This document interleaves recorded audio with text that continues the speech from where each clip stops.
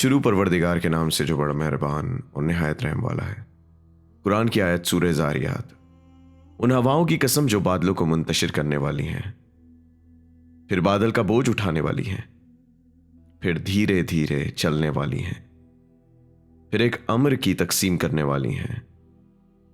تم سے جس بات کا وعدہ کیا گیا ہے وہ سچی ہے، اور جزا و سزا بہرحال واقع ہونے والی ہے۔ اور مختلف راستوں والے آسمان کی قسم کہ تم لوگ مختلف باتوں میں پڑے ہوئے ہو۔ حق سے وہی گمراہ کیا جا سکتا ہے جو بہکایا جا چکا ہے۔ بے شک اٹکل پچو لگانے والے مارے گئے جو اپنی غفلت میں بھولے پڑے ہوئے ہیں۔ یہ پوچھتے ہیں کہ آخر قیامت کا دن کب آئے گا؟ تو یہ وہی دن ہے جس دن انہیں جہنم کی آگ پر تپایا جائے گا کہ اب اپنا عذاب چکھو، اور یہی وہ عذاب ہے جس کی تم جلدی مچائے ہوئے تھے۔ بے شک متقی افراد باغات اور چشموں کے درمیان ہوں گے۔ جو کچھ ان کا پروردگار عطا کرنے والا ہے اسے وصول کر رہے ہوں گے کہ یہ لوگ پہلے سے نیک کردار تھے۔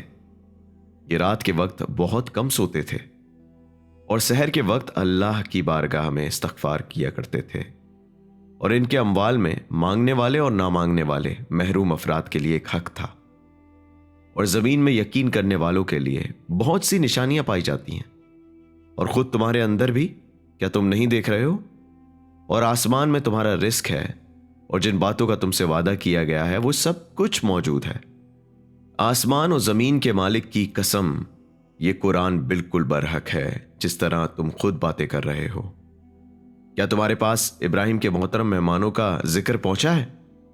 جب وہ ان کے پاس وارد ہوئے اور سلام کیا تو ابراہیم نے جواب سلام دیتے ہوئے کہا کہ تم تو انجانی قوم معلوم ہوتے ہو۔ پھر اپنے گھر جا کر ایک موٹا تازہ بچڑا تیار کر کے لے آئے، پھر ان کی طرف بڑھا دیا اور کہا کیا آپ لوگ نہیں کھاتے ہیں؟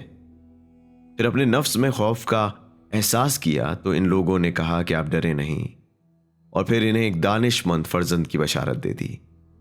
یہ سن کر ان کی زوجہ شور مچاتی ہوئی آئیں اور انہوں نے منہ پیٹ لیا کہ میں بڑھیا بانجھ، یہ کیا بات ہے؟